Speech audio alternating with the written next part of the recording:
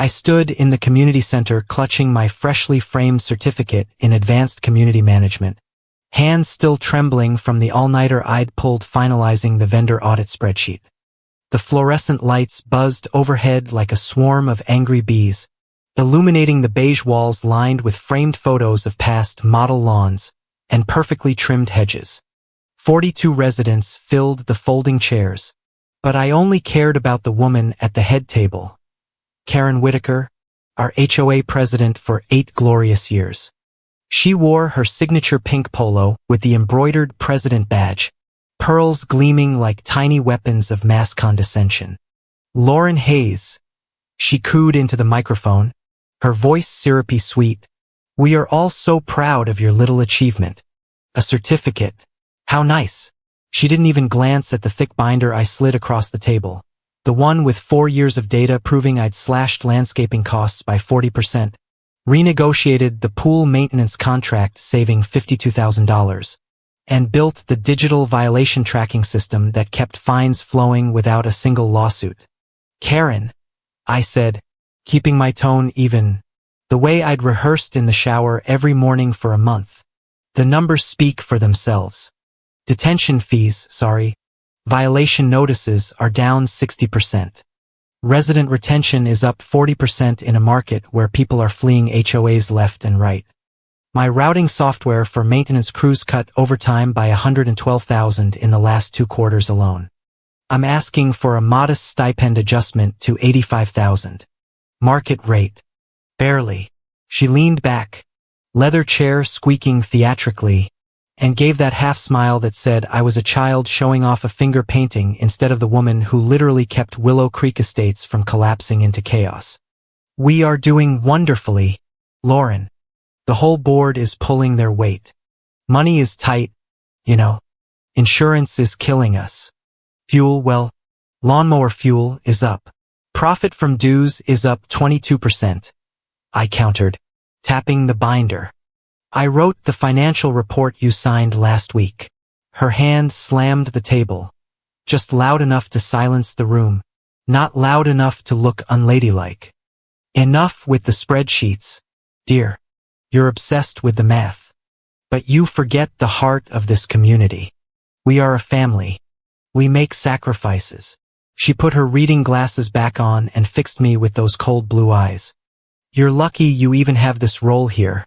Most neighborhoods wouldn't let you work flexible hours while chasing that little piece of paper.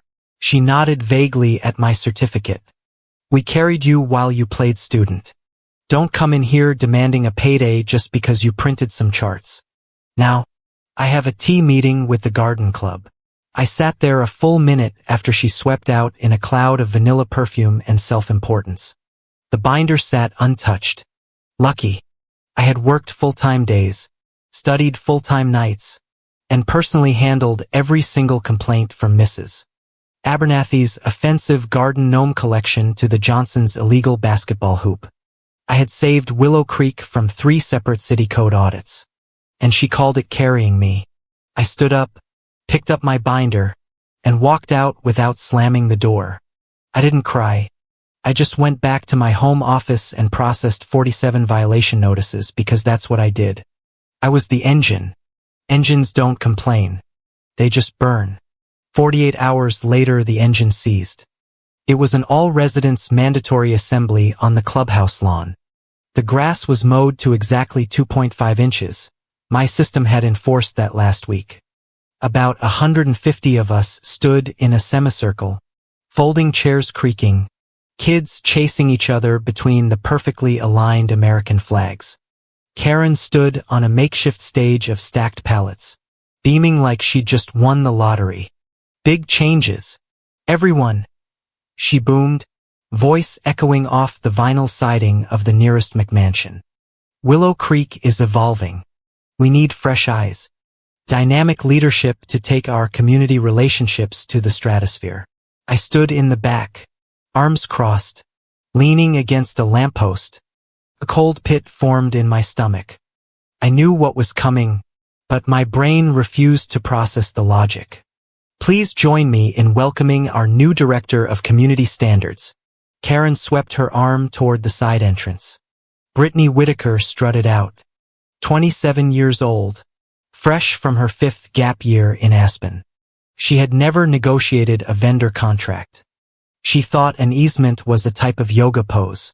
She wore a cream blazer that cost more than my car, stilettos that clicked sharply on the temporary plywood, and a smile dazzling, practiced, and completely empty. "Hi, neighbors," she chirped, waving like a parade queen. "I'm so excited to revitalize our brand. Those violation notices are just so beige. We're gonna make Willow Creek pop." Karen clapped. "Brittany brings creative energy. She'll spearhead our new satellite office. Well, my guest house, and we're setting her up for success. Company golf cart, full expense account, dedicated assistant so she can focus on the big picture." The crowd was silent. The retirees who knew I fixed their fence disputes at midnight looked at each other. The young families who relied on my routing system for snow removal looked at me. I didn't move. Something inside my chest clicked. Soft, metallic, final. The applause was scattered and polite. As the meeting broke up, Karen hugged Brittany. I walked up, legs mechanical. "Congratulations, Brittany," I said. My voice sounded like it belonged to someone else. "Oh, Lauren." Brittany enveloped me in vanilla perfume. "Dad, sorry. Mom says we're going to be such a power team. I have ideas for the violation postcards. Pink glitter." I pulled away and looked at Karen. "Director of Community Standards. New title. Necessary role," Karen said, jaw tightening. "How much?" I asked, barely whispering. Karen glanced around, then leaned in. 150,000 plus commissions. She's the face of the community. You're the back office.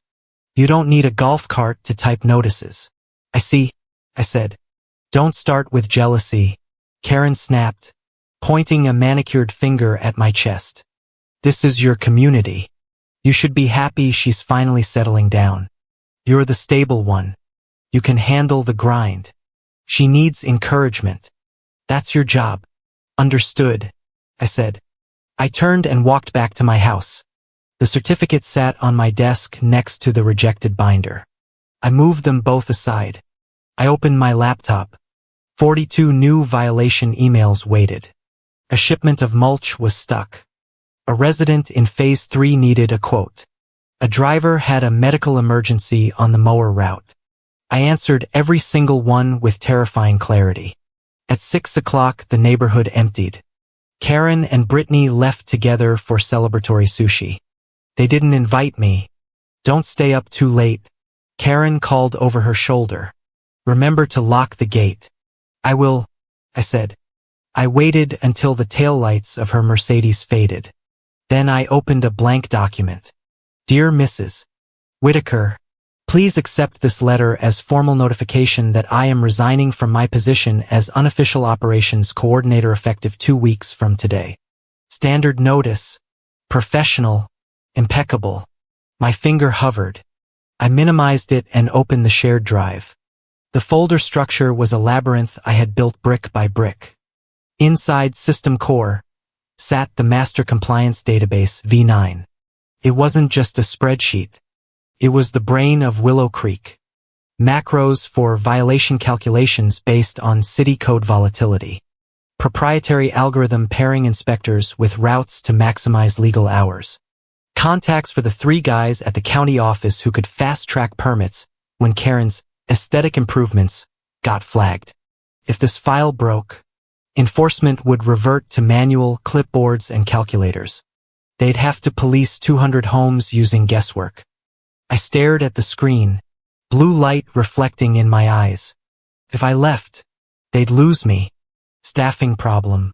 But if I took my intellectual property with me, they wouldn't just lose a coordinator. They'd lose the map.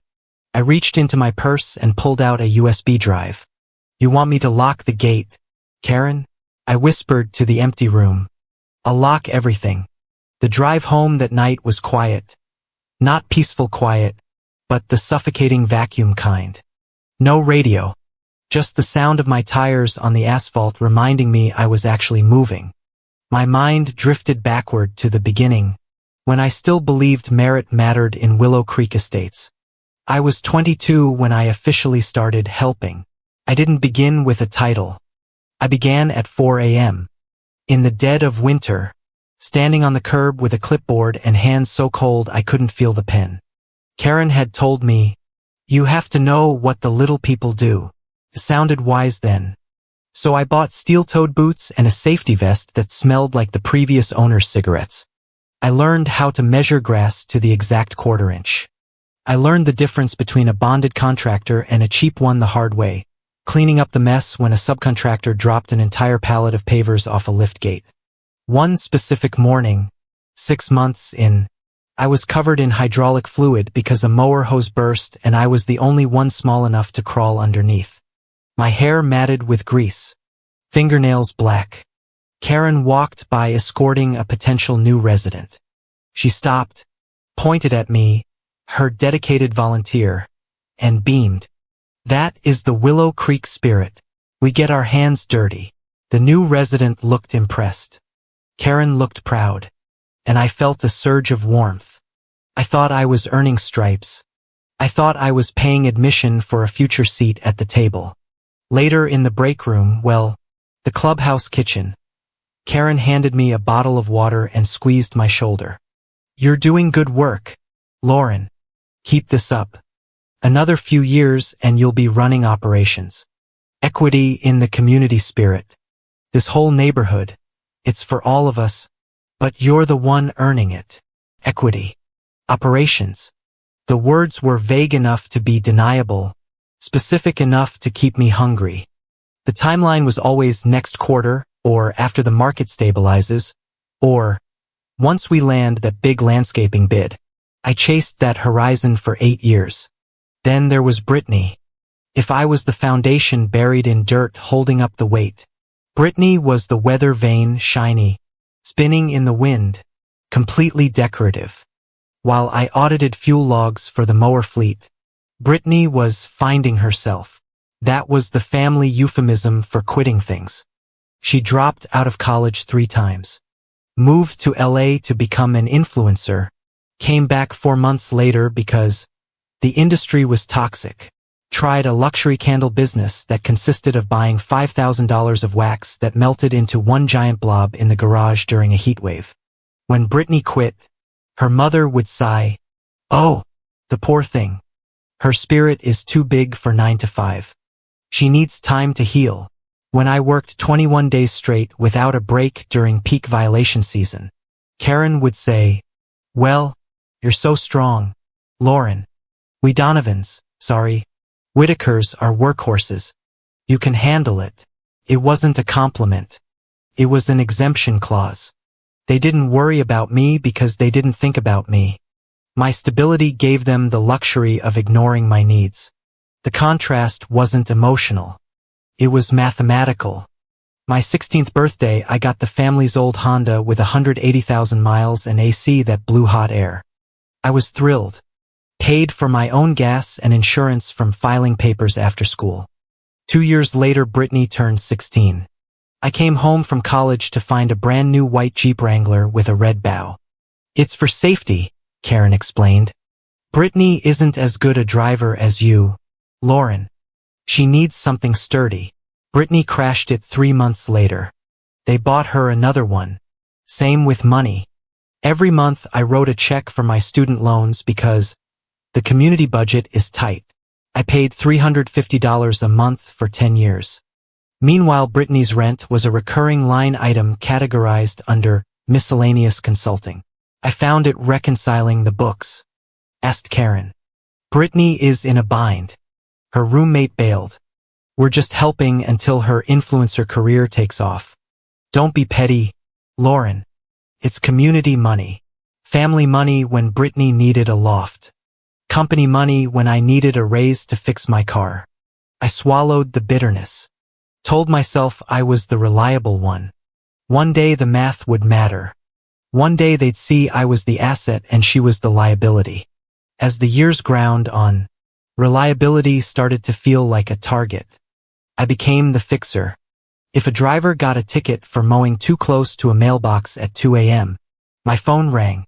I handled the bail, the impound, the replacement. If a resident screamed because their holiday lights were cited as tacky, I was sent to the front porch to face the firing squad. I apologized, negotiated discounts, personally drove back to fix the violation. And when the crisis ended, Karen would sweep in, flash her charming smile, and say, "I'm glad we could make this right." At Willow Creek, we never leave a neighbor behind. The neighbor, left happy, thinking Karen Whitaker was a miracle worker. I stood in the background holding the clipboard, invisible again. Last year we landed the big contract with the city for the annual 4th of July fireworks display. Logistical nightmare. Temperature-controlled storage for explosives. Precise routing for setup crews across 6 phases in 3 days. I spent 4 weeks designing the plan. Built a real-time tracking protocol so the fire marshal could see every crate's temperature. Slept in the clubhouse for 3 nights monitoring. Went perfectly. 0 loss. 0 delays. At the celebration barbecue, the city councilman raised a glass to Karen for having the vision and operational genius to pull this off. You run a tight ship.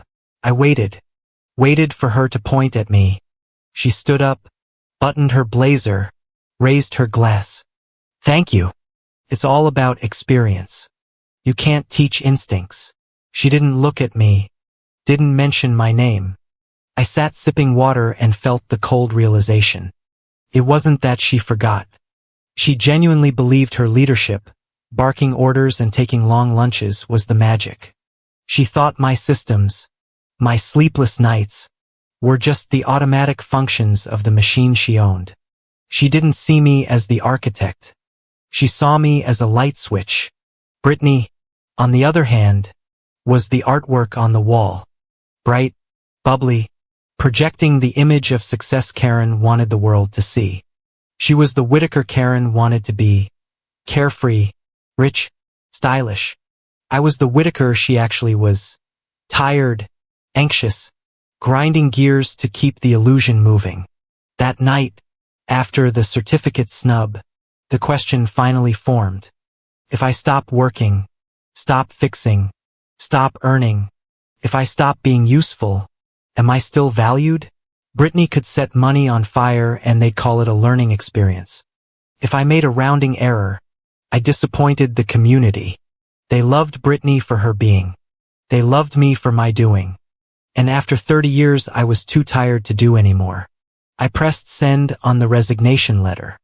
The engine had officially cut the fuel line. But as I watched the notification fade, I remembered the USB drive. I hadn't just quit. I had taken the keys to the kingdom.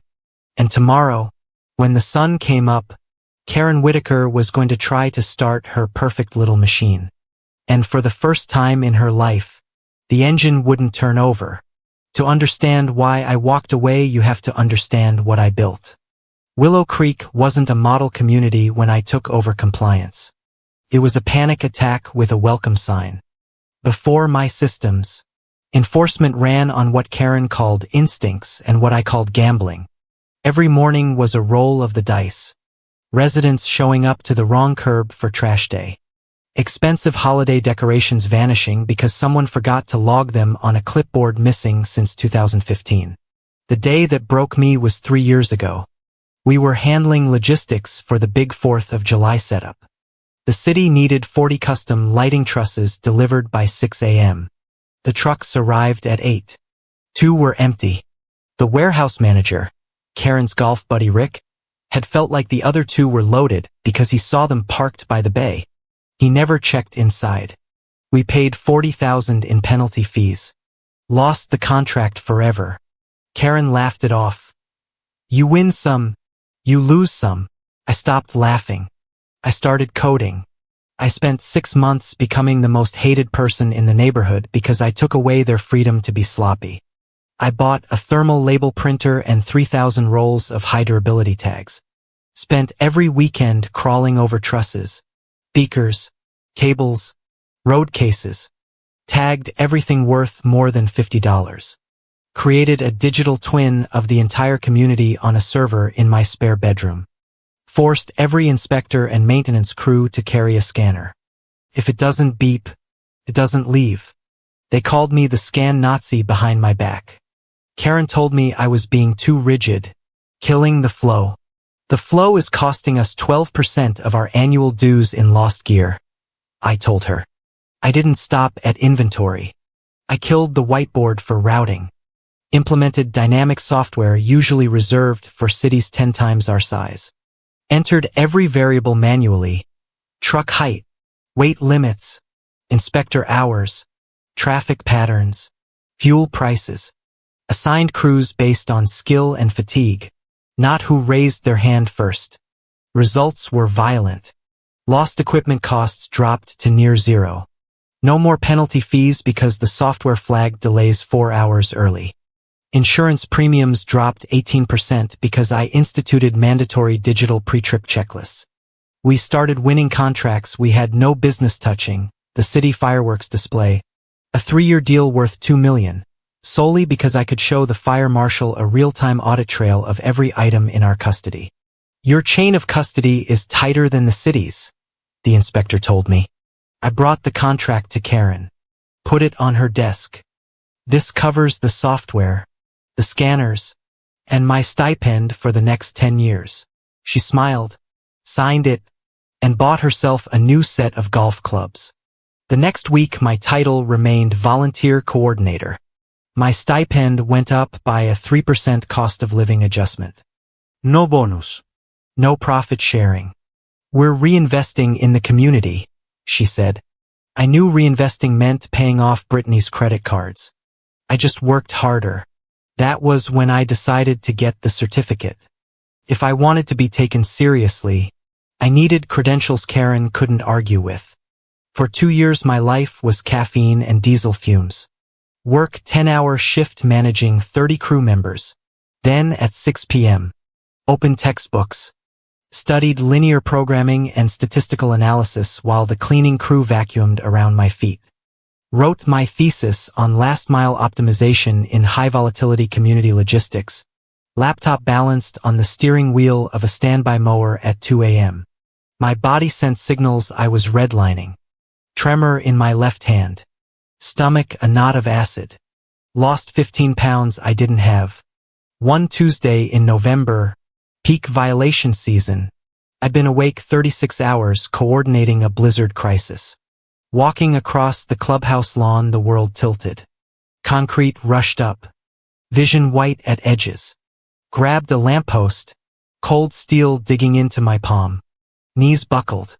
One of the mower guys, Miller, killed his engine and ran over. Lauren, you all right? I couldn't speak. Just breathed. I'm fine. Stood up too fast. I drank water, ate a granola bar that tasted like cardboard, went back to my desk. When Karen called later that week and I mentioned I was tired, she gave the same line. You're so strong, Lauren. You get that from your grandmother. We Whitakers are workhorses. You can handle it. It wasn't a compliment. It was a dismissal. By the time I finished the certificate, I had doubled throughput capacity without adding a single new mower. Karen clapped me on the back. That's the community spirit. This is why I trust you with the keys. You just get it done. You don't complain like the others. She loved the results. Loved the money. Loved telling her country club friends the neighborhood was tech forward. But she didn't love the architect. I walked across that stage. Handed her the business case for my stipend. She spat in my face with a smile. But the real breaking point wasn't the money. It was the moment the day before I quit when I was showing her how to approve a complex override in the new system. She stared at the screen, glossing over. I don't need to learn this technical mumbo-jumbo. Lauren, she laughed. That's why you're here. You're the only one who understands how this machine works. As long as you're here, I don't need to know a thing. She smiled, thinking she was giving me job security. I felt the cold click of a shackle. She wasn't saying I was valuable. She was saying I was trapped. She had built a cage out of my own competence and expected me to sit inside it and keep the lights on while she and Brittany played in the sun. "Only you understand this," she had said. She was right. Only I understood it, and that meant only I could take it apart.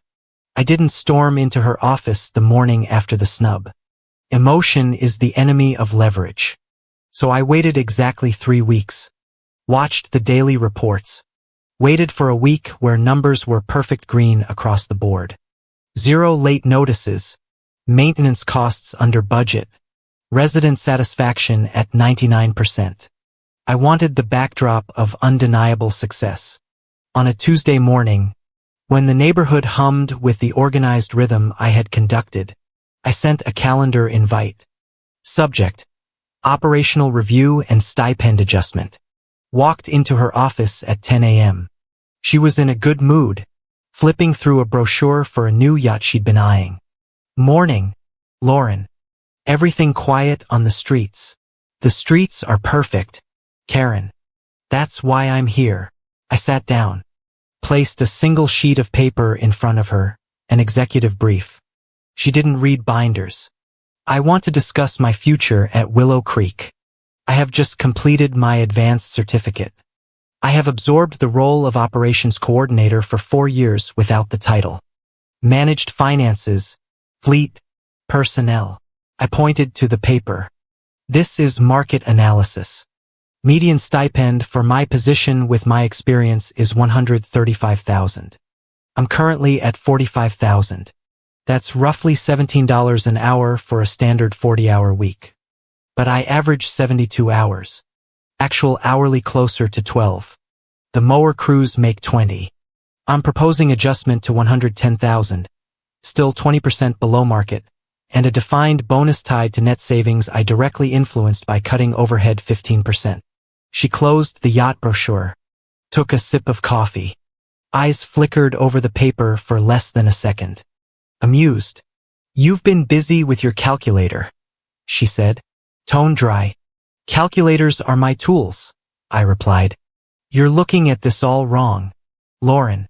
You're looking at this like a transaction, like you're some consultant I hired off the street. I am an employee, Karen. Employment is a transaction." "No," she snapped. "You are community. This is not a corporation where you punch a clock. This is a legacy. You're building something that will be yours one day. You cannot put a price tag on that kind of opportunity." "I cannot pay my mortgage with opportunity," I said. "I cannot buy groceries with a legacy that might happen 20 years from now. I am 30 years old. I have debts. Debts you chose to take on," she countered, waving a hand. "That certificate I did not ask for. I did not tell you to go spend 2 years reading books. You did that for yourself. For your ego. Don't bring me the bill for a hobby I did not approve." "A hobby?"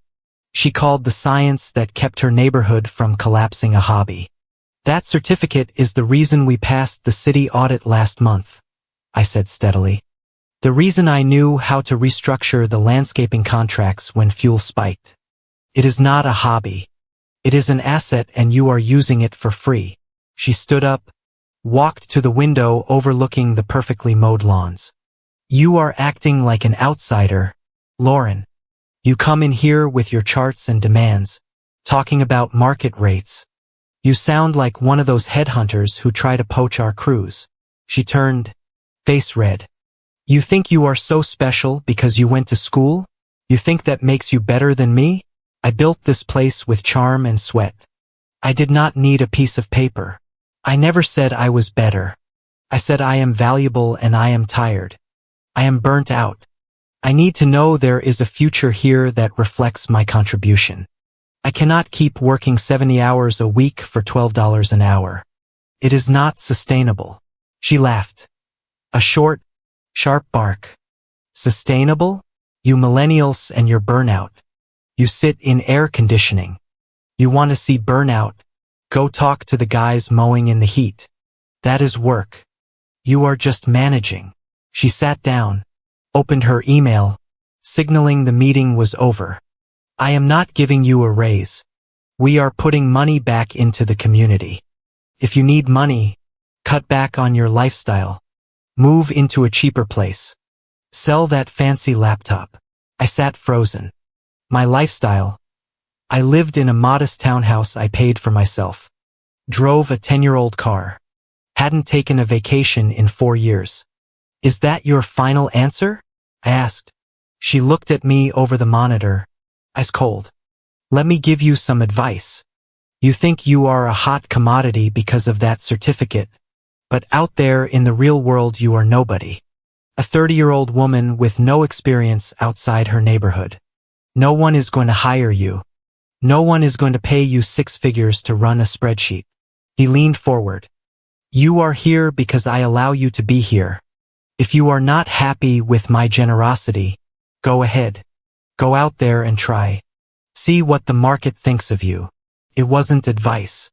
It was a dare. A threat. He was betting on my insecurity. I stood up, picked up the single sheet, folded it neatly. Okay, I said. Okay what?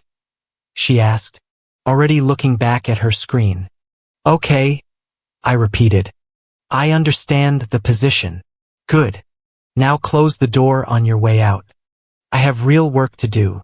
I walked out, past the dispatch desk, past the break room, out the front door into the parking lot. Got in my car, sat there with hands in my lap. No tears. Instead a strange hollow clarity. He had told me to go try.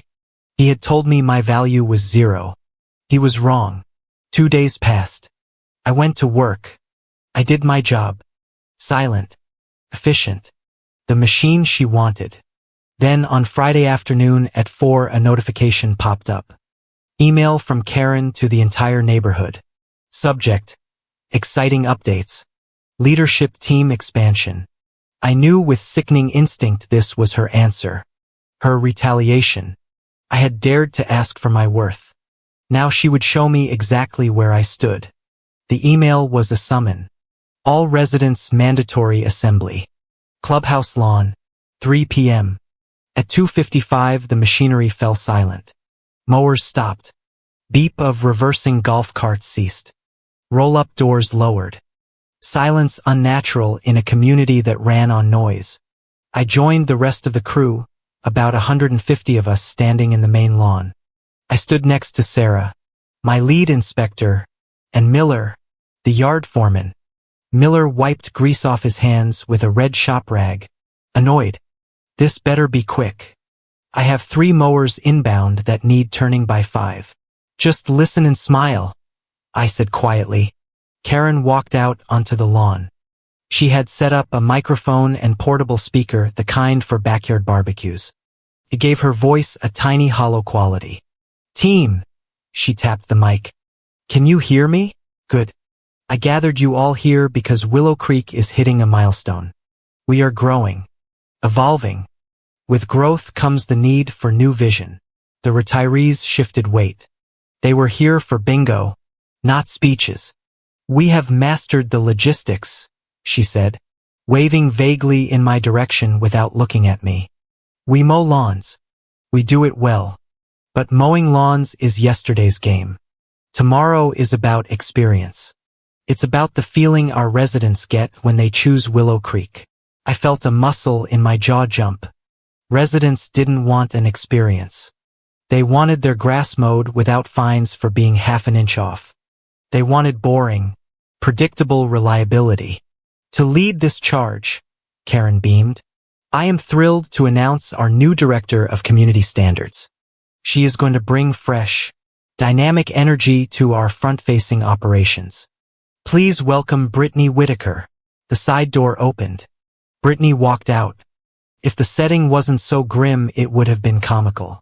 The lawn was manicured perfection. Residents wore safety vests and jeans worn at the knees.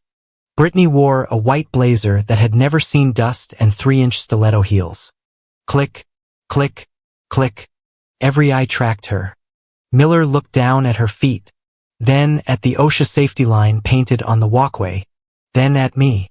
Raised an eyebrow. I stared straight ahead. Brittany took the mic. Hi, everyone. Wow, it is so earthy in here. I love the vibe. So industrial chic. A few younger homeowners exchanged confused glances. Earthy? It smelled like cut grass and diesel.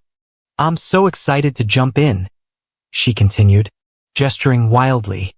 I have been looking at our brand and I see so much potential for storytelling. We are not just enforcing rules. We are enforcing dreams. We are enforcing the future.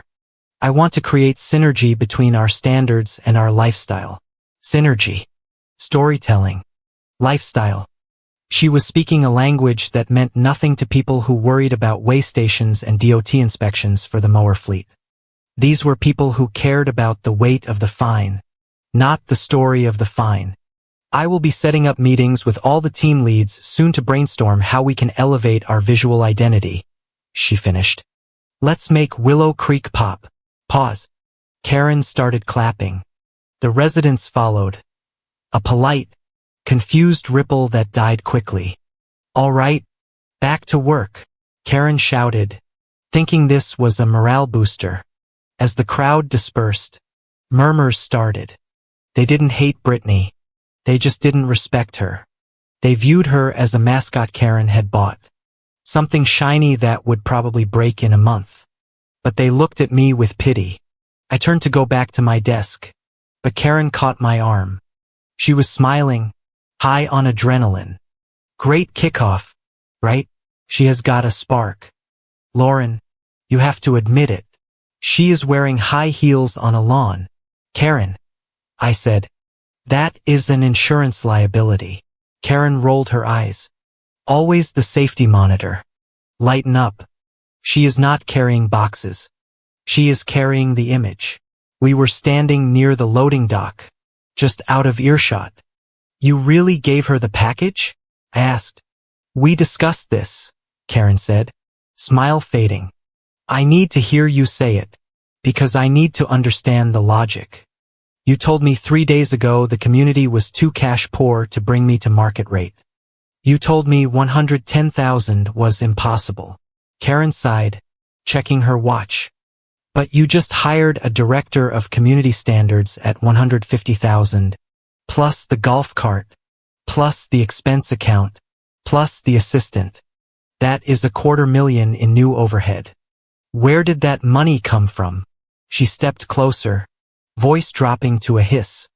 It is an investment. Brittany brings in new residents. You just manage what we already have. You are maintenance. She is growth. Growth costs money. I am not maintenance, I said, voice trembling slightly despite my best efforts. I am the reason you have a profit margin to spend on her. I built the engine she is going to put stickers on. Karen looked at me then, really looked, and for the first time didn't hide her contempt. You are good at execution, Lauren. I will give you that. You are a grinder. You can stare at a spreadsheet for 10 hours and not blink. But leadership, real leadership, that is about energy. It is about attitude. It is about walking into a room and making people believe in you. She gestured toward Brittany, who was currently taking a selfie with a lawnmower. She has that. You do not. You are cold. You are rigid. You kill the vibe. That is why she is worth 3 times what you are, because people like her. You cannot put a price on likability. I felt the air leave my lungs. It wasn't about the certificate. It wasn't about the hours. It wasn't about competence. It was personal. She was punishing me for being the serious one. For telling her no when she wanted to spend community money on toys. For being the adult in a neighborhood of children. She called it lack of energy. I called it exhaustion from cleaning up their messes. I understand, I said. Good, she said, patting my shoulder. Now help her get set up with the email system. She is locked out of her account. She walked away. I stood there. The neighborhood noise washed over me. The beep of scanners, roar of mowers, shouts of crews moving heavy things. This was my symphony. I had composed it. Now I was being told I wasn't charismatic enough to conduct it. I walked back to my home office. Sat down. It was 3:30. I did not storm out. I did not delete files. I worked. Processed the final batch of violation notices for the week. Approved the mower schedule for the weekend. Responded to an email from a resident in Phase 2 about a potential delay. I was professional. Precise. Perfect. At 5 the neighborhood started to leave. Have a good weekend, Lauren, the receptionist called. You too, I said. At 5:30 the streets were mostly quiet except the skeleton crew on the mowers. I opened my personal email. Pulled up the draft I had written days ago. Subject: Resignation, Lauren Hayes. Dear Mrs. Whitaker, please accept this letter as formal notification of my resignation from my position as Operations Coordinator effective 2 weeks from today. I will do my best to ensure a smooth transition of my duties during this period. Sincerely, Lauren Hayes. It was short, dry. Exactly the kind of cold, rigid communication Karen claimed to hate. I attached a 10-page transition outline PDF listing every daily task. Hit send. Closed my laptop. Turned off the lights. Walked down the hallway. Past the break room. Sarah and Miller were sitting there drinking coffee. They weren't supposed to be there. Their shifts ended 30 minutes ago. They knew. You did it, didn't you? Sarah asked softly. I nodded. I just sent the email. Miller put his coffee down. Hello. Okayed at me with genuine worry. You sure about this, boss? We got this if you need us. I smiled for the first time in days. I'm sure. But I left you something on the shared drive. If anything goes wrong, open the folder marked Legacy Backup. You'll know what to do. They nodded. No more words needed. In a tight neighborhood like Willow Creek, there are no secrets. I walked out into the humid Indiana evening. The air smelled of fresh-cut grass and distant barbecue smoke. My townhouse was quiet when I got home. I sat on the balcony with a glass of wine and the USB drive in my hand. The city lights flickered like a distant server room. I wasn't angry. Anger is hot and messy. This was absolute zero. The realization that I wasn't a neighbor. I wasn't a volunteer. I was an appliance. A toaster does not get a raise. A toaster does not get thanked. A toaster just makes toast until it burns out and then you buy a new one. The first sign of the collapse was not an explosion. It was a font change. 2 weeks after I started my new consulting gig at Summit Harbor Management, the professional HOA firm that had been courting me for years, I received a photo text from Miller. It was a picture of the side of a Willow Creek mower truck. The old, reliable navy blue lettering was gone. In its place, a swooping, abstract silver shape that looked vaguely like a bird or perhaps a plane crashing. Underneath, in thin, minimalist typeface, Willow Creek Estates Reimagined. Miller's caption: cost $25,000 to repaint the fleet. Meanwhile, Mower 19 needs a new transmission and we're just topping off the fluid every morning. I stared at the image. Perfect summary of the new regime. Brittany was prioritizing the wrapper over the candy. Spending capital on things people saw while starving the things that made the neighborhood work.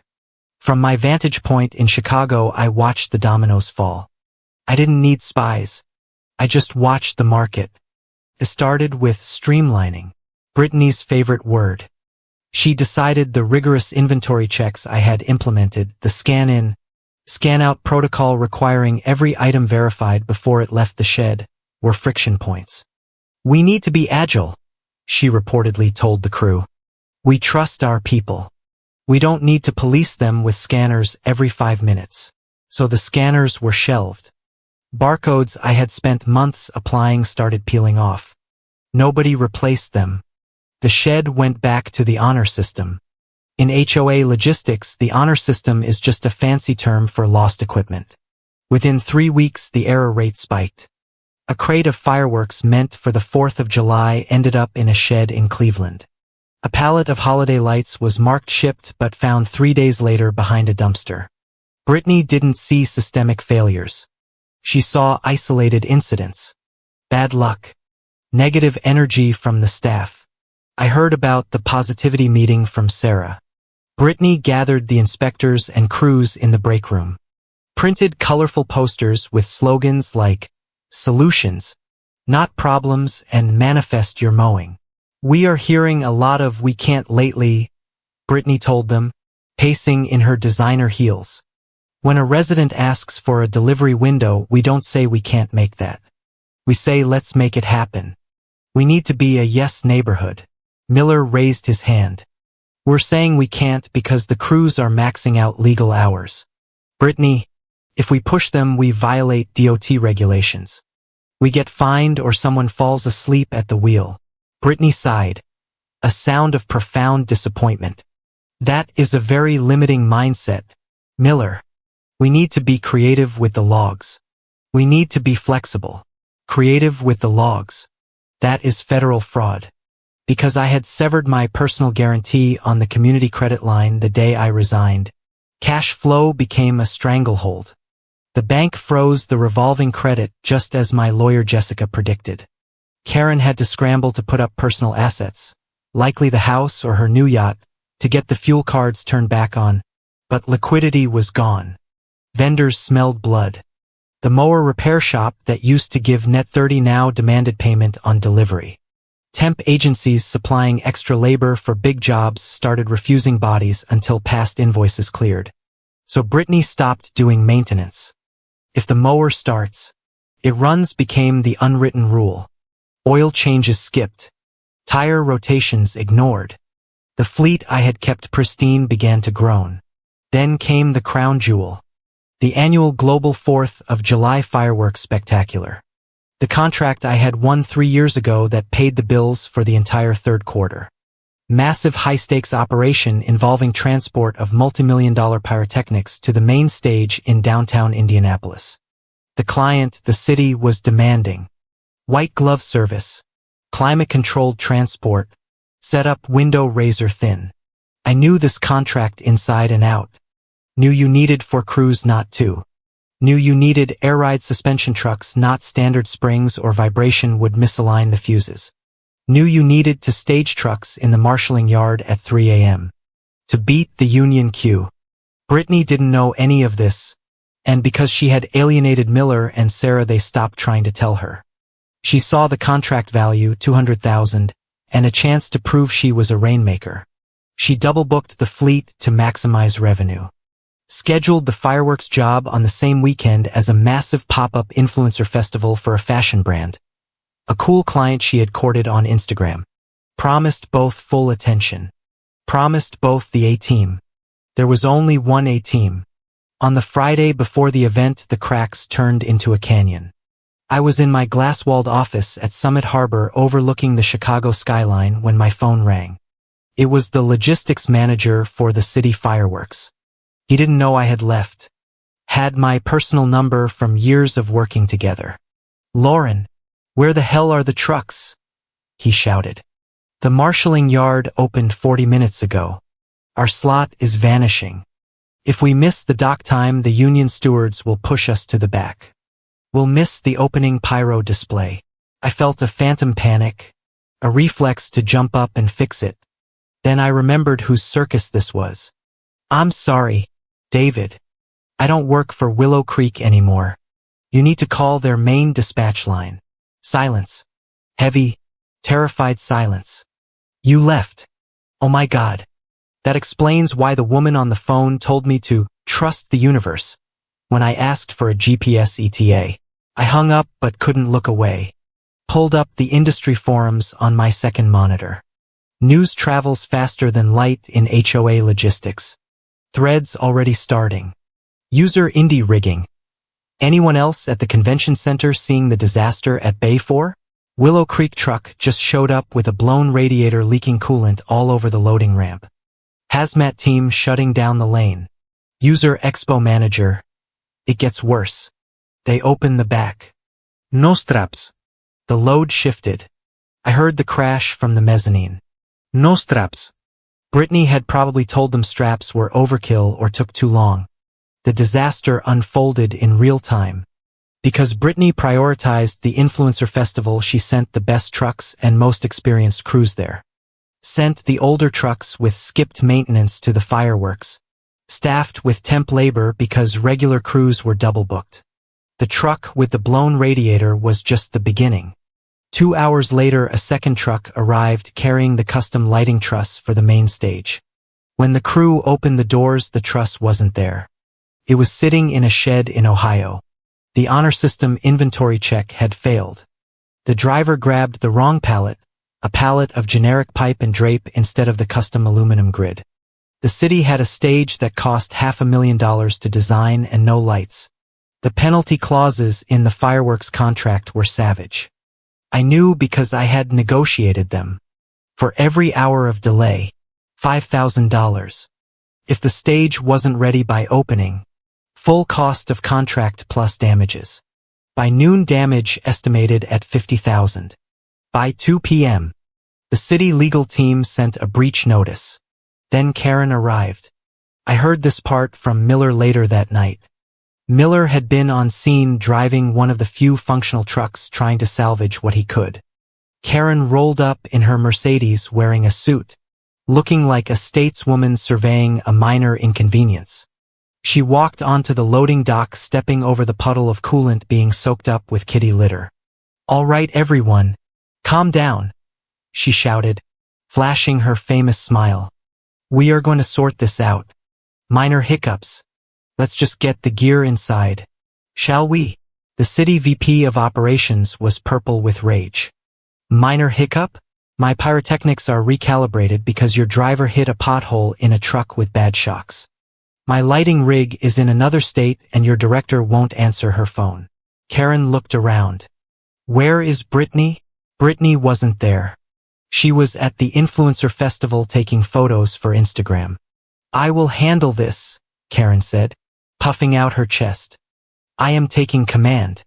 Miller, get me the routing manifest. I want to see where the backup truck is." Miller just looked at him. "There is no routing manifest." "Karen, what do you mean?" "Check the system. Check the file." "The file is gone," Miller said. "Brittany had it archived because it was old data. We are running on paper tickets and the driver with the backup truck timed out on his hours an hour ago. He is parked at a rest stop 30 miles away. He legally cannot move until tomorrow morning." Karen stared, pulled out her phone. "I will override it. I will authorize the overtime." "You cannot override federal law with a phone call, Karen," Miller said, voice tired and heavy. "And even if you could, we don't have the parts. The inventory count was wrong. The system says we have spares.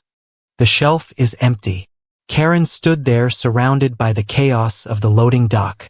Shouting Teamsters, furious client, leaking truck. For the first time, reality pierced her delusion. She had always believed the neighborhood ran on her personality. She thought the mowers moved because she ordered them to. She thought residents stayed because she bought them steak dinners. She didn't realize the neighborhood ran on a million tiny invisible details.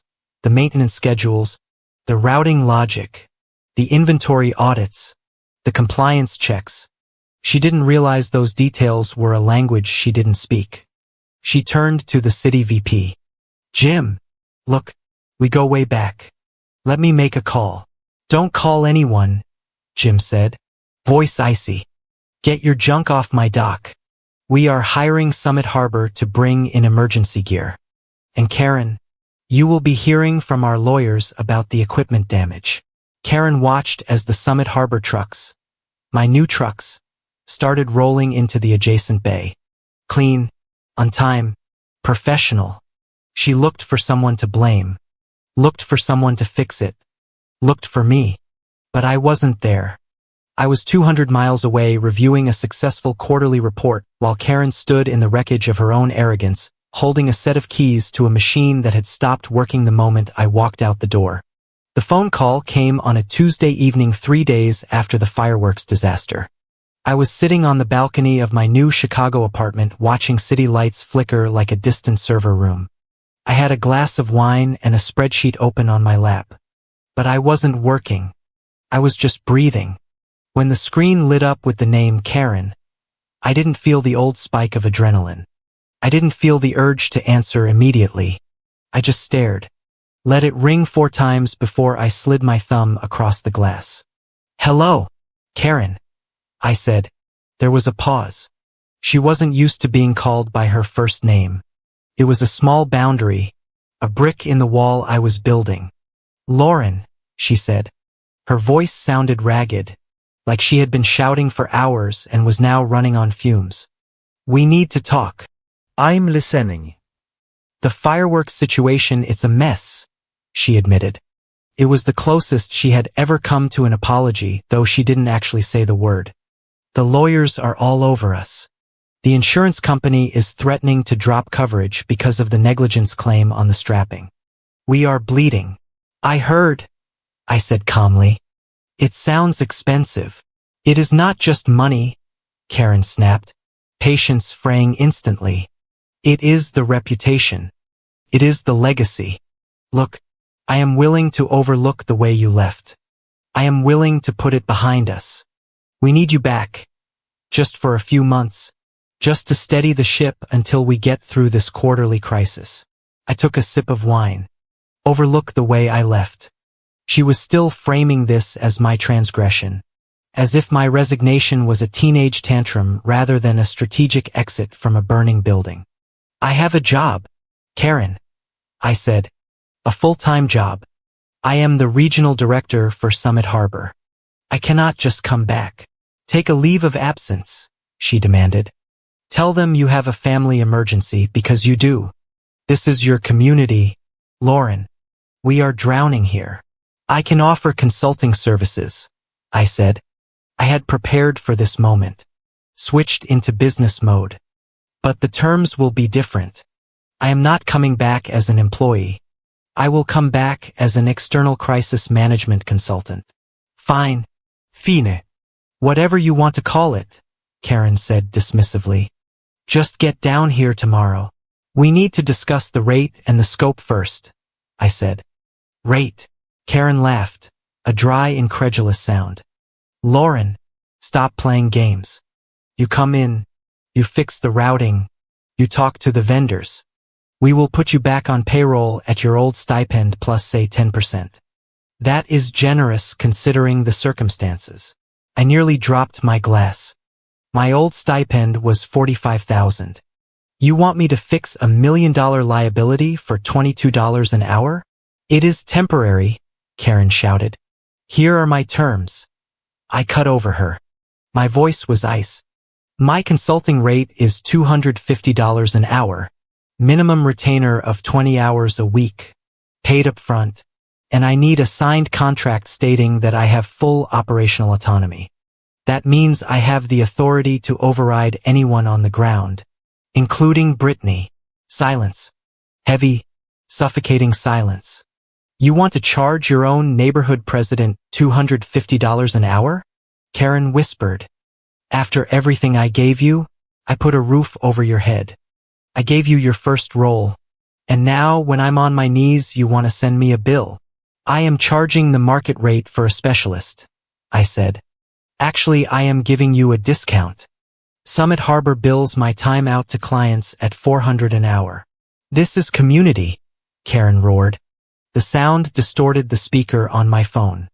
"Community does not count hours. Community does not write contracts. We help each other because that is what we do." "No," I said. "Community does not call exploitation loyalty, Karen. You paid Brittany $150,000 to crash the neighborhood. You can pay me a fraction of that to save it, or you can let it burn. It is a business decision." "You are cold," she spat. "You are unrecognizable." "I am a professional," I said. "Let me know if you want the contract." I hung up. My hand was shaking just a little. It wasn't fear.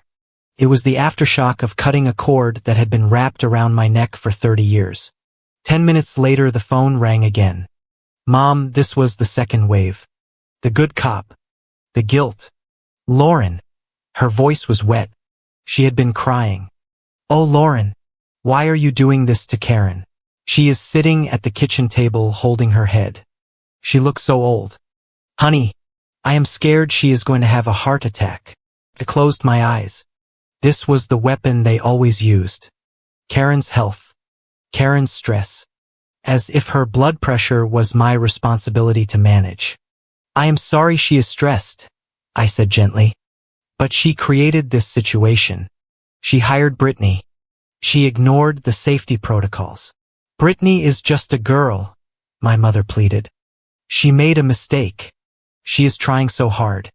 She is crying in her room right now because she feels like she let everyone down. You are the big sister, Lauren. You are supposed to fix it. That is what you do." "I am not the fixer anymore," I said. "Think about the others. Think about Miller. Think about Sarah. If the neighborhood goes under, they lose their pensions. They lose their health insurance. Miller has that baby on the way. Can you really live with yourself knowing you could have saved their jobs, but you didn't because you were too proud to help?" The knife twisted. She knew exactly where to aim. She knew I loved the crew. She knew I felt a deep protective obligation to the people who actually did the work. "If Miller loses his job," I said, voice hardening, "it is because Karen and Brittany drove the neighborhood into a wall. It is not because I refuse to be the airbag.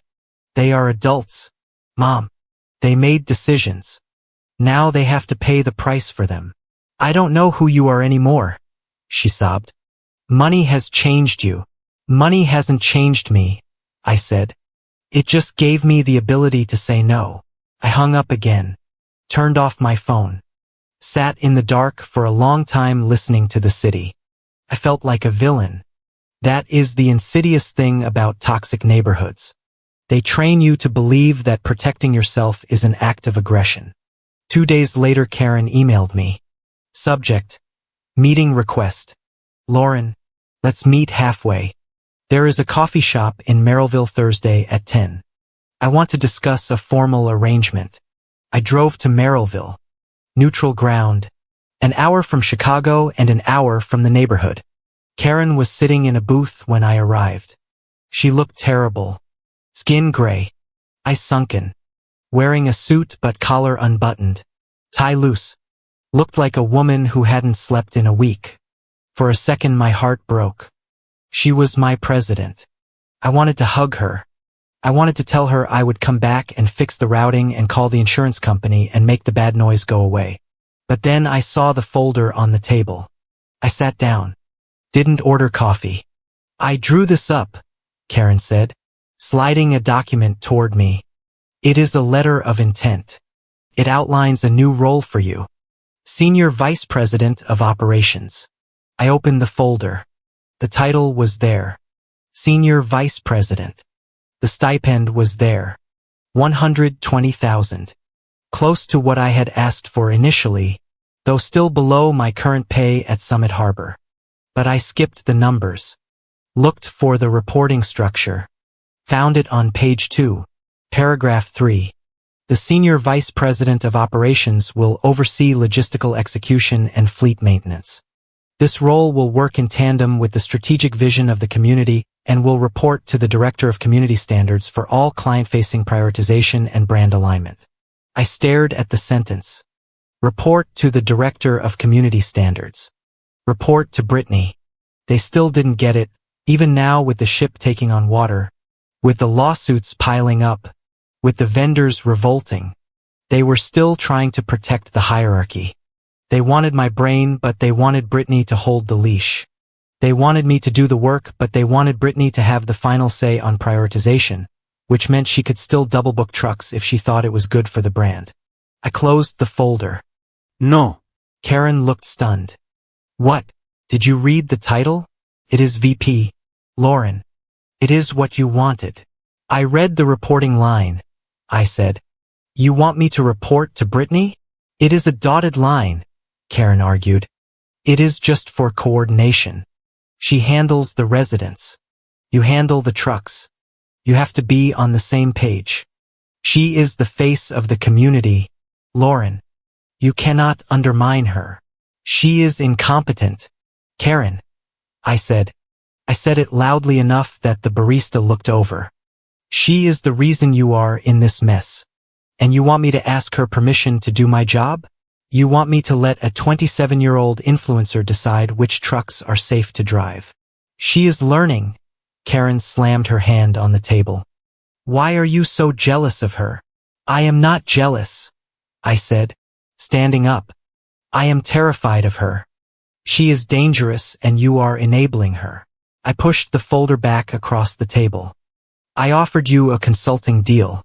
You rejected it. This offer insults my intelligence. I am done. Karen, do not call me again unless it is through a lawyer. I walked out of the coffee shop, got in my car and drove back to Chicago. My knuckles white on the steering wheel. I was shaking with rage. They were willing to burn the whole thing down rather than admit the golden child was flawed. But the real blow came the next week. I was in the break room at Summit Harbor getting coffee when Elias Thorne walked in. He looked uncomfortable. Claire, got a minute? Sure, I said. I wanted you to hear this from me, Elias said, leaning against the counter. I was at the Regional HOA Association dinner last night. I sat next to the VP of the city fireworks. My stomach tightened. Okay, there is a rumor going around, Elias said quietly. The word is that the fireworks disaster happened because you sabotaged the routing system before you left. People are saying you deleted the files and scrambled the inventory codes as revenge for being passed over for the director role. I felt the blood drain from my face. That is a lie. I archived the files. I handed everything over. I know that, Elias said. I have seen your work. But the narrative out there, it is ugly, Lauren. They are saying you were fired for being uncooperative and difficult and that you retaliated by destroying community property. Karen is telling people she is heartbroken that her daughter of the neighborhood would do this to the community. I stood frozen. It was Brittany. It had to be. This was her brand of warfare. She couldn't fix the trucks, so she fixed the story. She was rewriting history to make herself the victim and me the villain. She was using my departure to explain away her incompetence. Lauren broke the system. Lauren deleted the files. Poor Brittany is just trying to pick up the pieces. It was a smear campaign. And in a tight-knit industry like ours, reputation was everything. If people believed I was vindictive, that I would sabotage a city contract just to spite Karen, my career would be over. No one trusts a rogue operator. Elias watched me closely. I did not validate it. Obviously, I told them you have been exemplary here. But mud sticks. Lauren, you might want to get ahead of this. Thank you for telling me, I said. My voice was calm, but inside I was nuclear. I went back to my office, locked the door, sat at my desk and stared at the Chicago skyline. They had crossed the final line. They hadn't just exploited me. Now they were trying to destroy me to save face. They were willing to torch my professional future to cover up Brittany's mess. I didn't cry. I didn't call Karen to scream. I didn't post a defensive rant on Nextdoor. I opened my laptop, went to my personal cloud storage, opened the folder marked Willow Creek Archives. Inside was the transition log PDF. It contained timestamps of every file I handed over. It contained screenshots of the system health on my last day showing everything was green, everything was organized. But more importantly, I had the audit trail. I had the logs showing exactly who accessed the system after I left. I had the logs showing the command executed by user B. Whitaker on the Tuesday before the event. Command: delete archive batch 04. Command: disable mandatory validation. I had proof. Digital, time-stamped, irrefutable proof that Brittany had deleted the routing maps herself. Likely because she didn't know what they were and wanted to clean up the desktop. If I released this, it wouldn't just clear my name. It would expose them. It would show the world that Karen was a liar and Brittany was grossly negligent. It would humiliate them publicly. I had spent my life protecting them. I had spent my life keeping their secrets, fixing their mistakes, hiding their flaws. I hovered my mouse over the attach button on a new email draft to Ethics Committee, HOA Association or CC, legal at cityfireworks.gov. I wasn't just going to defend myself. I was going to let the truth do what it does best. I was going to let it destroy the lie. The war for the soul of Willow Creek Estates did not happen on a battlefield. It happened in the quiet, desperate corners of text messages and the sterile legal language of compliance audits. 2 weeks after I declined Karen's insulting offer to return as a subordinate to her daughter, Brittany launched her final offensive. She realized she could not fix the logistics, so she decided to buy the loyalty I had earned over 4 years. It started with Miller. I was sitting in my office at Summit Harbor reviewing a route map for a heavy haul corridor through the Dakotas when my personal phone buzzed. It was Miller. He never called during shift hours unless something was on fire. "Lauren," he said, voice low. I could hear the echo of the shed behind him. "I need you to be straight with me. Always." "Miller, what is going on?" "Brittany just pulled me into her office," he said. "She offered me a promotion. Director of Fleet Maintenance. She offered me $85,000 a year. That is a $30,000 bump. Lauren, she said she wants to lock in the core talent." I closed my eyes. 85,000. Karen barely had enough liquidity to keep the diesel tanks full. "Miller," I said carefully, "did she give you that in writing?" "She gave me an offer letter," he said. "But she said the raise kicks in next quarter. She said they are waiting for a capital injection to clear." "There is no capital injection." I said the bank froze the credit line when I pulled my guarantee. "They are bleeding cash. She is buying time with money she does not have. She is terrified you are going to leave, and she is promising you a future that does not exist." There was a long silence. "I have a baby coming, Lauren," Miller whispered. "I want to believe her. 85,000. That changes my life." "I know," I said, and my heart ached for him. "But ask yourself this. If they could not pay me market rate when I was running the whole show, how can they pay you that much when they are losing clients every day? It is bait. Miller, do not sign a non-compete. Do not sign anything that locks you in." "She is hitting Sarah too," Miller said. "And the lead rigger. She is throwing big numbers at everyone who knows how the system works. She is trying to rebuild the brain she drove away." I said, "But she is using monopoly money." "Thanks, Miller." I hung up, felt a surge of cold anger. Brittany was playing with people's livelihoods now. She was weaponizing their hope against their survival. But while Brittany was trying to bribe the crew, the machinery of the industry was coming for the neighborhood. The next blow was not one I struck. It was self-inflicted, born of pure arrogance. When I was the operations coordinator, I had negotiated a strict enterprise license for our scheduling software, LogiTrack. It was expensive software charged by the seat, meaning we paid for every unique user who had administrative access. To save money, I had limited the admin seats to 3: me, Karen, and the lead dispatcher. Everyone else had view-only access. After I left, Brittany apparently found the permission settings too restrictive. She didn't want to wait for a dispatcher to approve a route change. She wanted everyone to be empowered.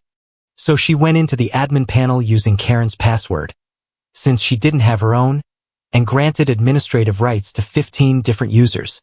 She gave full access to the sales team, the interns, and her assistant. She didn't read the contract. LogiTrack had an automated audit bot. When it detected a 300% spike in administrative users on a small business license, it didn't send a warning. It sent an invoice and a cease and desist. I found out because Karen tried to blame me. I received an email from Willow Creek's external counsel forwarded to my lawyer Jessica. Subject: Software Violation Liability Claim. MS. Hayes. Willow Creek Estates is currently facing a penalty of $42,000 from LogiTrack Systems for license violations. Mrs. Whitaker asserts that you set up the account architecture and that these violations are a result of your legacy configuration. We are seeking indemnification for this penalty. I stared at the screen. 42,000. They were drowning and they were trying to use me as a life raft. I called Jessica immediately. This is a joke, right? They are desperate, Jessica said. They are throwing spaghetti at the wall to see what sticks. Do you have the documentation? I have everything, I said. I opened my transition log again. Found the email I had sent to Karen on my last day. Subject: Account handoff, Logitrack. Date: 2 weeks ago. Body: Karen. I have removed my user profile from the Logitrack system. Currently there are 3 active admin seats, which is the maximum allowed under our Tier 2 license. If you need to add more users, you must upgrade the subscription to Tier 3, which costs an additional $2,000 a month. Do not add admin users without upgrading or we will face penalty audits. I took a screenshot of the email. Took a screenshot of the system log from my final day showing exactly 3 users. Then pulled the new audit log that Logitrack had attached to their claim. It showed the user B. Whitaker creating 12 new admin accounts on the Tuesday after I left. I drafted the reply to Jessica. Please find attached the evidence that the system was compliant upon my departure. The violations occurred under the user profile of Brittany Whitaker 10 days after my resignation. Despite my explicit written warning, if they pursue this claim, I will countersue for defamation and legal fees. Jessica sent it. The claim died within an hour, but the damage to Willow Creek was done. Logitrack suspended their account until the fine was paid. The dispatch board went black for 3 days. Willow Creek had to run an HOA using whiteboards and text messages. They missed pickups. They lost trailers. The chaos was absolute. The industry was watching. You cannot hide a meltdown of this magnitude. At Summit Harbor, the rumors I had heard earlier, the ones about me being a saboteur, began to shift. The truth was leaking out. Drivers talk at truck stops. Vendors talk at bars. The narrative changed from Lauren broke the system to Lauren was the only thing holding that place together. My boss Elias Thorne stopped by my office on a Thursday afternoon. He closed the door.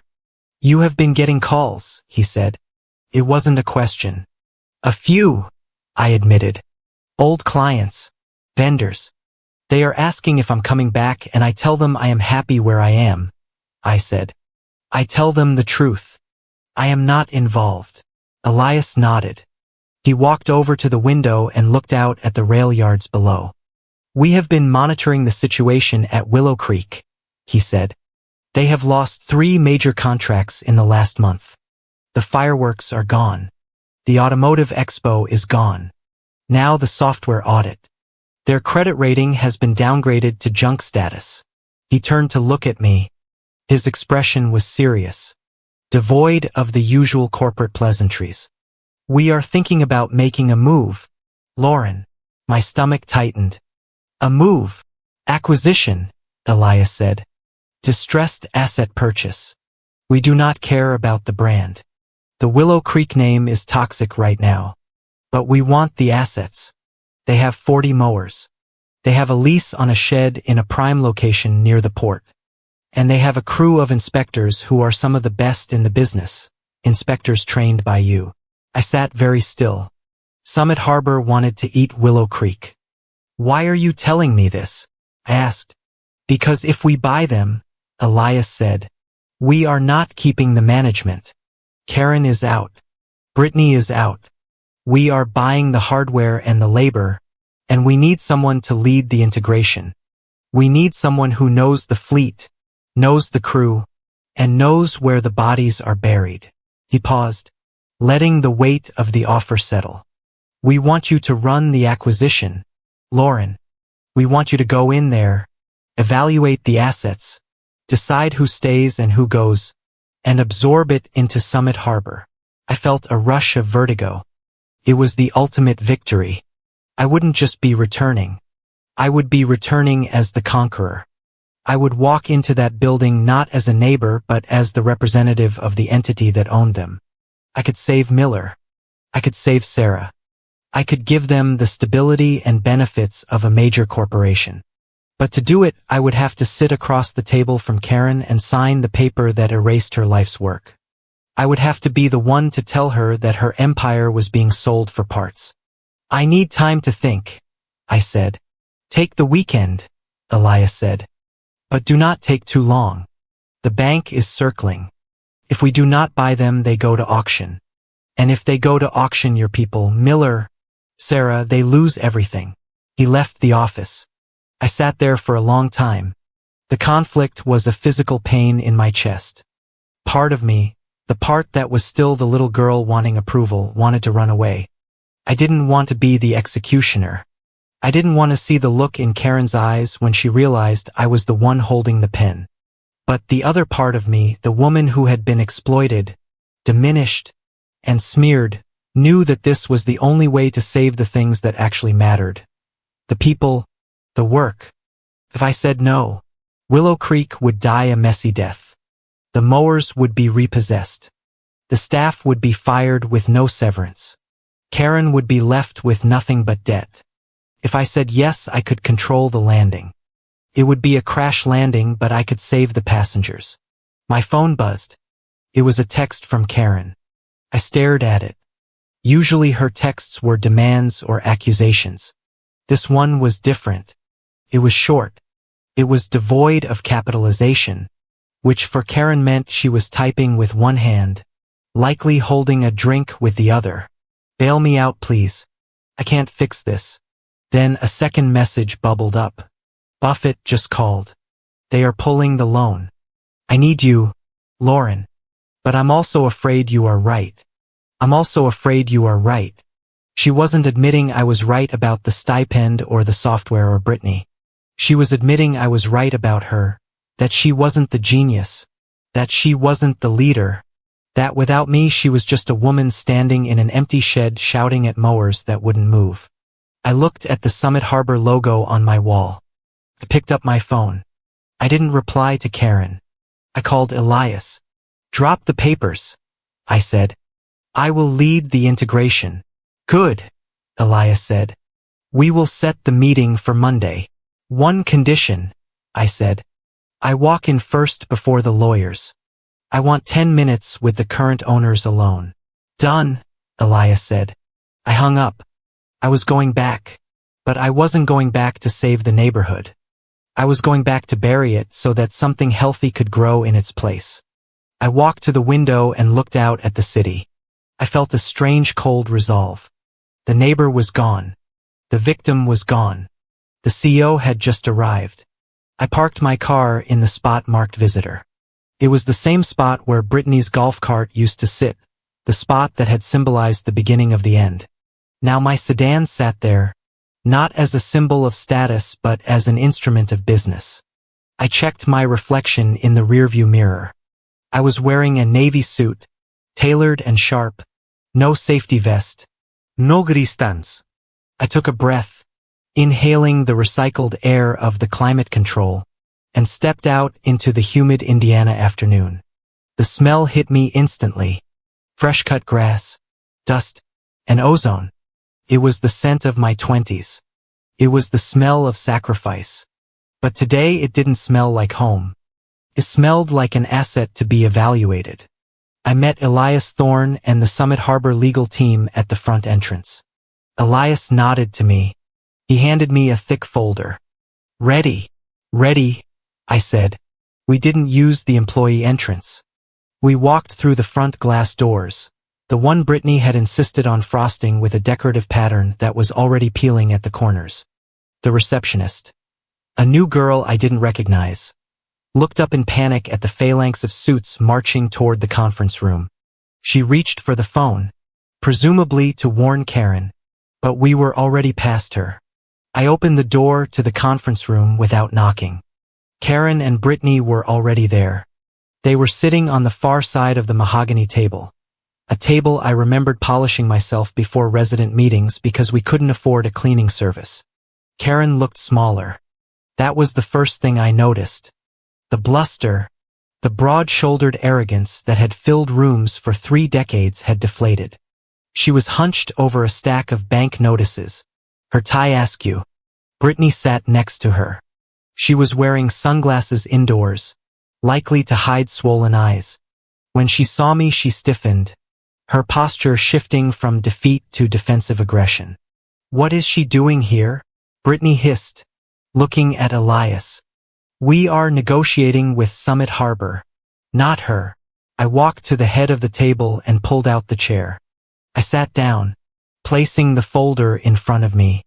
I waited for the rest of my team to settle before I looked at my former president. "I am Summit Harbor," I said.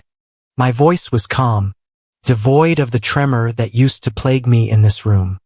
"I am the integration lead for this acquisition. Any terms discussed today go through me. Any paper signed today crosses my desk." Karen looked up. Her eyes were red-rimmed. She looked from Elias to me, and I saw the realization hit her. She wasn't dealing with a competitor she could charm.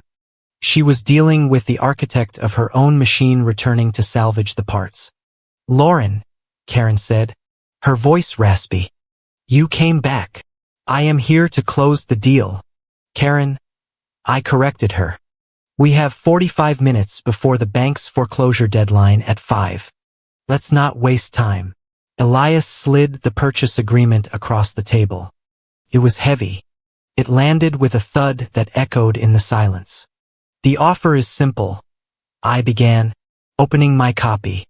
"Summit Harbor assumes the assets of Willow Creek Estates. That includes the fleet of 40 mowers, the shed lease, and the existing resident contracts. We do not assume the debt. The debt remains with the Whitaker estate." "That bankrupts me," Karen whispered.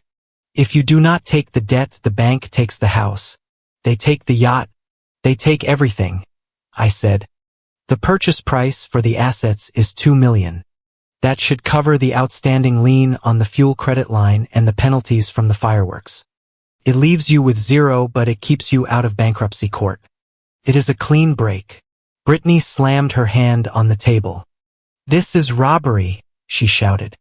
"The brand alone is worth $5 million. We have a social media presence. We have a narrative." I turned to Brittany. I didn't raise my voice. I didn't sneer. I just looked at her with the clinical detachment of an auditor. "Brittany," I said, "what is the current operating cost per mile for the fleet?" She blinked. "What? The cost per mile?" I repeated. "Is it $250? Is it $3? Do you know the number?" "That is a detail," she scoffed. "I focus on the big picture." "The big picture is made of details," I said. "Since you took over, the cost per mile has risen to $420 because of emergency repairs and inefficient routing. You are losing money every time a wheel turns. The brand isn't worth $5 million. The brand is a liability. We are buying the mowers because they are metal and rubber have value. Your narrative has none." Brittany opened her mouth to argue, but Karen reached out and touched her arm. "Stop," she said softly. "She is right." Brittany recoiled as if she had been slapped. "Mom, you are taking her side. She planned this. She sabotaged us so she could come back here and humiliate us." "I did not sabotage you, Brittany," I said. "I left. You crashed the car because you never learned how to drive. And now I am the only tow truck in town." I turned back to Karen. "There are conditions to this purchase," I said. "Non-negotiable conditions." Karen rubbed her face with her hands. "Go on." "Clause for B," I said, flipping the page. "Retention of essential personnel. Summit Harbor guarantees employment for the next 12 months for the entire shed and driving staff. No layoffs. Full benefits transition. Their tenure at Willow Creek counts toward their seniority at Summit Harbor." Karen looked at me surprised. "You are protecting the crew." "Someone has to," I said. "Miller, Sarah, the rigging team, they stay. If you want this buyout, you sign that protection clause." "What about me?" Brittany asked, her voice smaller now. "Do I stay?" I looked at the paperwork. This was the part one had wrestled with the most. The vengeful part of me wanted to fire her on the spot, but the professional part of me knew that would look petty. "We have a role for you," I said. Brittany straightened up, a flicker of hope in her eyes. "Transition consultant. Non-operational," I said. "You will have no authority over staff, no access to the financial systems, and no access to the routing logic. You will be paid a flat fee for 3 months to answer questions about resident histories. After that, the contract expires." "You are stripping me of everything," she whispered. "You are taking my office. You are taking my title. I am taking the steering wheel out of your hands before you kill someone," I said. "You can keep the title on LinkedIn if it makes you feel better, but you are not running this floor." The room fell silent. The air conditioner hummed. Karen looked down at the contract. She picked up a pen, her hand shaking. "I built this," she said, her voice trembling. 30 years. Lauren. I started with one lawnmower. I built an empire. You built a neighborhood. Karen, I said gently. But you forgot to build a foundation. You thought you could run it on charisma and community loyalty forever. But the market doesn't care about your last name. Cares about competence. She paused, looking at Brittany, then at me. "I thought I was setting you up. I thought you were the strong one. I thought you could handle the background work so she could shine. I didn't think you were a person." I finished for her.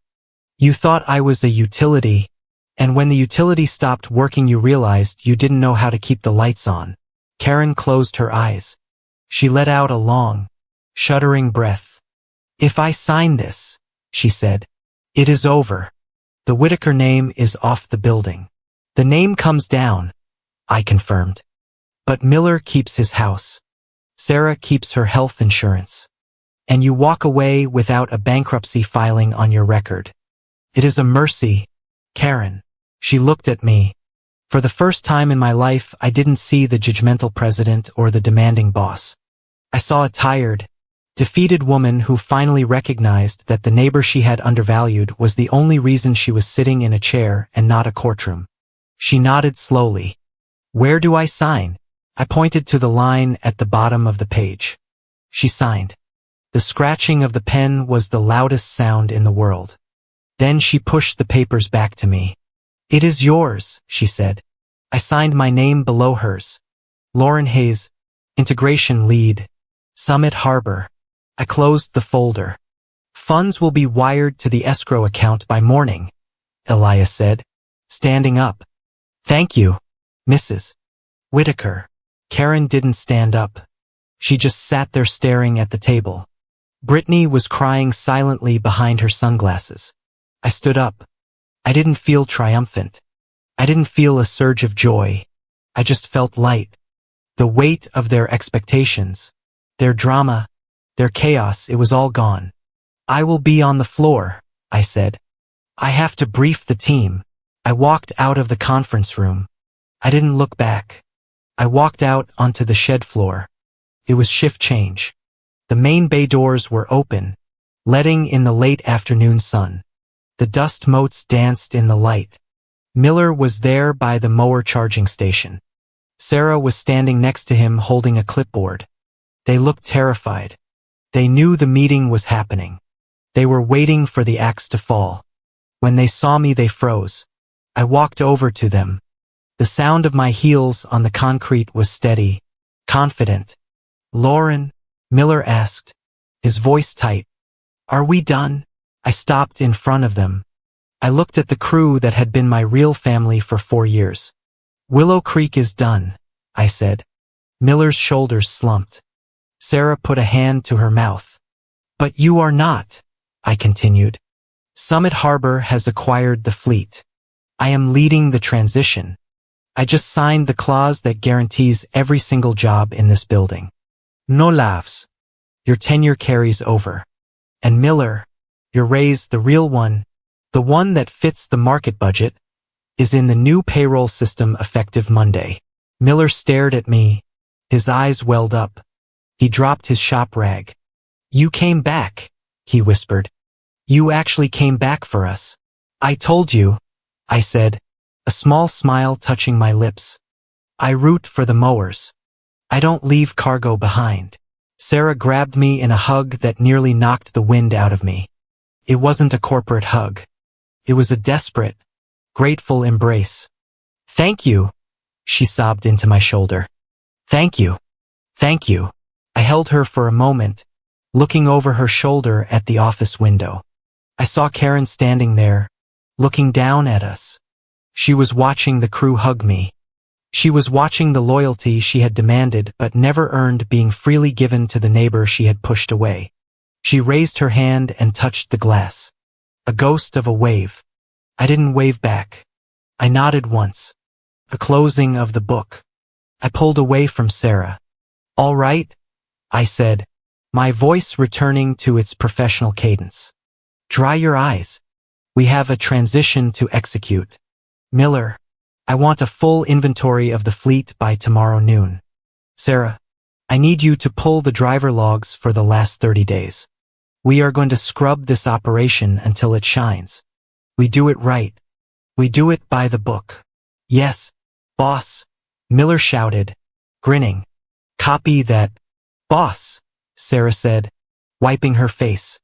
I walked toward the loading dock, looking out at the line of mowers. The sun was setting, painting the sky in shades of purple and gold. The ugly silver bird logo on the side of the trailer looked less permanent now. I knew the paint crew would be here on Monday to cover it with the Summit Harbor blue. I took a deep breath. I wasn't the neighbor anymore. I wasn't the sister. I wasn't the victim. I was Lauren Hayes. And for the first time in 30 years, I wasn't waiting for permission to exist. I had walked through the fire of my neighborhood's dysfunction. And I hadn't just survived. I had engineered my way out. I walked to the edge of the dock and looked at the horizon. Some people say you can't choose your community. That is true. But you can choose your terms. You can choose your worth. And most importantly, you can choose when to walk away and when to walk back in through the front door. If you were me standing on that dock with the keys to the kingdom finally in your hand but the bridge to your president burned to ash, would you feel regret? Or would you feel the wind on your face and realize that for the first time it was blowing at your back? Would you go back to be loved, or would you walk away to finally truly live? Thank you so much for listening to the conclusion of Lauren's story. It has been a wild ride from that first certificate snub to this final boardroom showdown. I would love to know where you are tuning in from right now. Are you listening on your commute, at the gym, or maybe winding down at home? Let me know in the comments below. I love seeing our community map light up from all over the world. If you enjoyed this story and want to hear more tales of karma, resilience, and professional revenge, please make sure to subscribe to HOA Revenge Stories. Smash that like button. And if you really want to support the channel, hit that hype button so we can get these stories out to more people who need a reminder that sometimes the best revenge is just massive success. Stay strong, know your worth, and I'll see you in the next story.